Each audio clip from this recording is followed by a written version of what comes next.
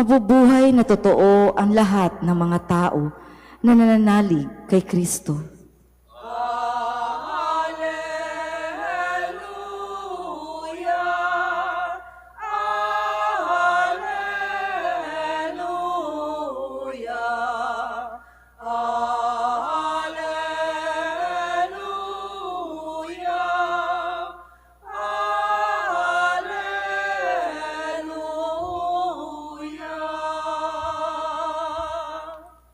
Sumainyo ang Panginoon. At sumayo rin. Ang mabuting balita ng Panginoon ayon kay San Juan.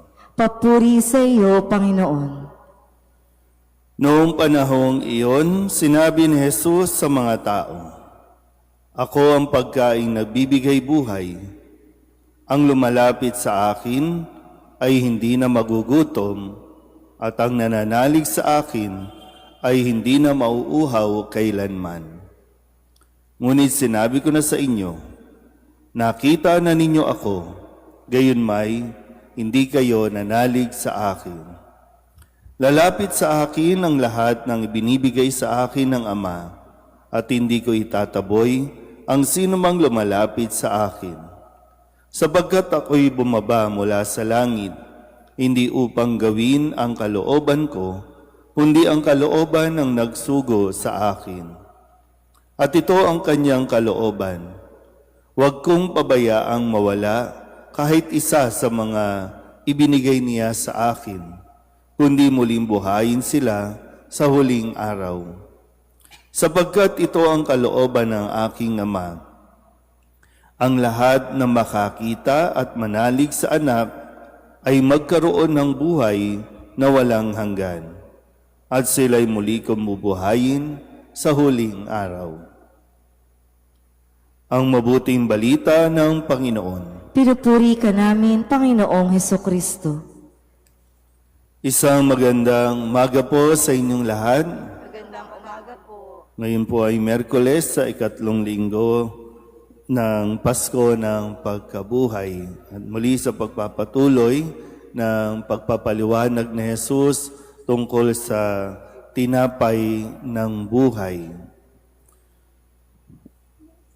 Sa mga nangyayari sa ating paligid, maging sa ating pong mga sarili, napansin niyo po ba na habang tayo po ay naghahangad ng maraming bagay, lalo na sa mga material na bagay sa mundong ito, lalo naman tayong nagugutom. Ibig sabihin yung para bang hindi talaga hindi tayo nakakaranas ng kabusugan. Pag sinabing kabusugan, yung contentment. Kasi yung nakikita naman natin na sa nangyayari, na kahit gaano karami ang pera mo, hanggat hindi ka nananalig kay Kristo, hanggat hindi si Kristo ang tinatanggap mo, magugutom at magugutom ka. At walang anumang dami ng pera ang makakatugon sa iyong pangangailangan. Kahit gaano kayaman ang isang tao, hindi niya kayang palakasin ang kanyang sarili gamit ang pera o anumang material na bagay sa mundong ito. Kaya laging sinasabi ni Kristo, siya ang tinapay na nagbibigay buhay.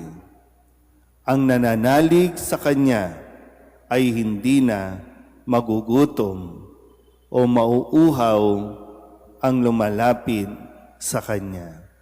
Kaya tingnan natin mabuti kung sa nangyayari ba o sa mga natatamo natin sa tagumpay, tayo ba ay lalong napapalayo sa Diyos o dahil dito tayo ay mas napapalapit at naniniwala sa Diyos? So nasaan tayo dito? Sana nandun nga tayo sa punto na hindi natin kakayanin nang wala si Kristo. Hindi natin kakayanin, no? Kahit yung man lang, yung bang pagsisimba, yung hindi mo kakayanin ang isang araw na wala kang misa.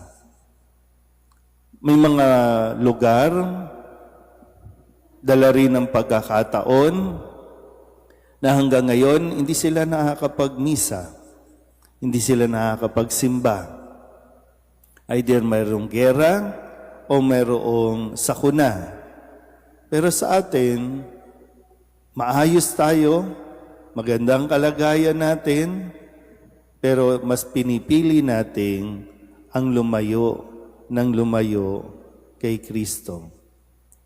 Na para bang minsan sa karanasan natin na walang kinalaman ang pananampalataya sa kinakaharap nating krisis. Para bang sana wag mong isipin na walang kinaugnayan at walang magagawa ang pagsisimba natin para malampasan mo ang iyong sitwasyon. Parang yung bagamat sinusuportahan natin ang mga tigil pasada, no? Pero sana po sa mga manggagawa, sa mga nagtatrabaho, sana mas makita ninyo yung pangangailangan na kumain at tumanggap ng katawan ni Kristo para lalo kayong mas maging malakas at matatag sa inyong ipinaglalaban. Dahil kung hindi, baka talaga tuluyan tayong manghina. Ginagawa naman ni Kristo ang lahat para tayo mabuhay, para tayo maligtas. Pero kailangan din maging matatag tayo sa ating pong pananampalataya. At isa dyan ay yung pananampalataya natin na si Kristo ang tinapay na ating tinatanggap araw-araw. Amen.